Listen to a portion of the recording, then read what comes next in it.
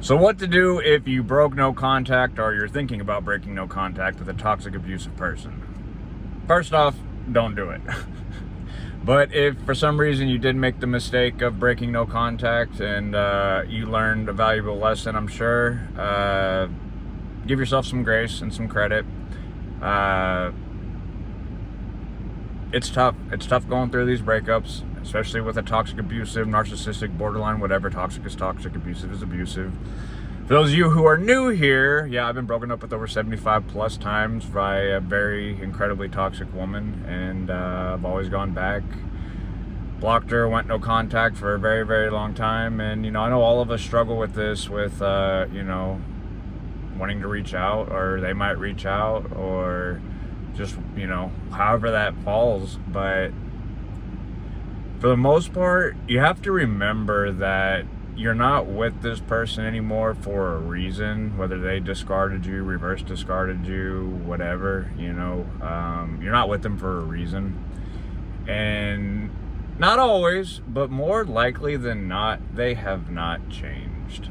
Maybe they've changed a little bit. Well, actually, they probably have changed depending upon how much time has passed, because they're acting different because you're not around, and they need to act different based upon their environment now. Because that just seems to be what they do.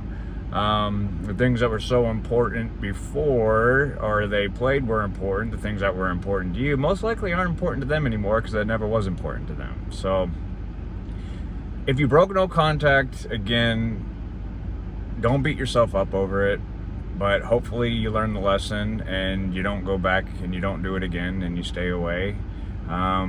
Sometimes there can be some good in it. You might get some closure that you were needing, or reconfirmation of why this person is so toxic and broken.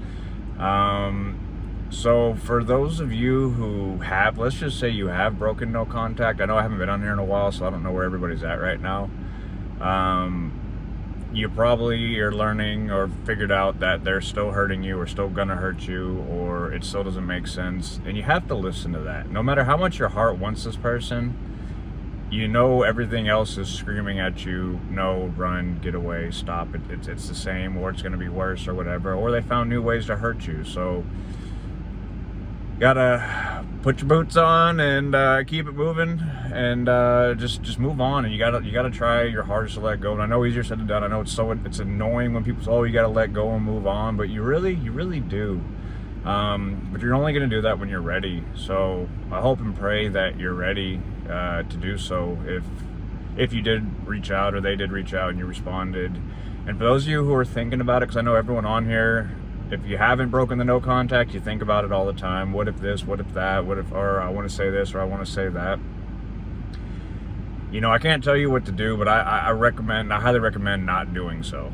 Because in the end, more likely than not, you're just gonna get hurt again.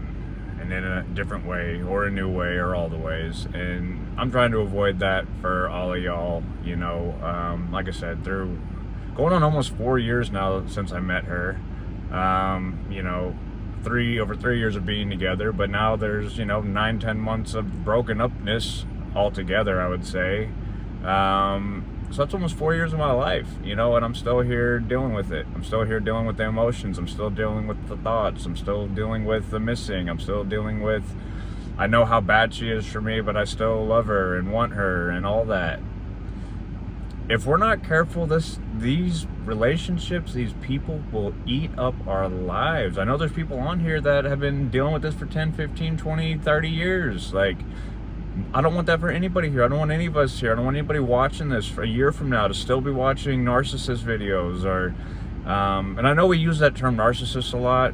And I think that as a whole for the community, it just really describes whether they have NPD or not, or BPD or whatever. Like, it helps us identify these toxic, broken traits that most of these people have, whether diagnosed or undiagnosed.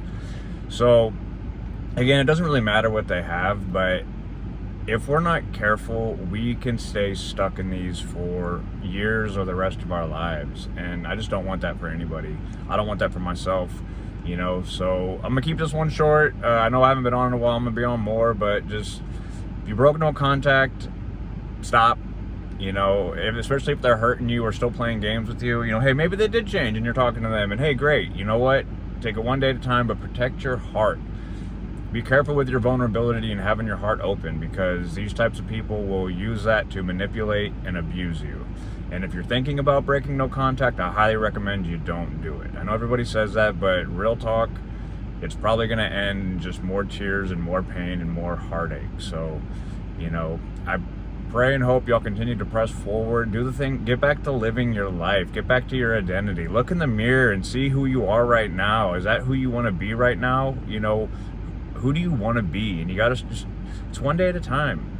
Do something more today than you did yesterday. Take one step further towards where you're trying to go today.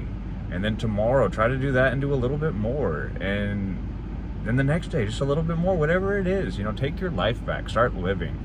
I love y'all. God bless y'all. In Jesus' name, peace.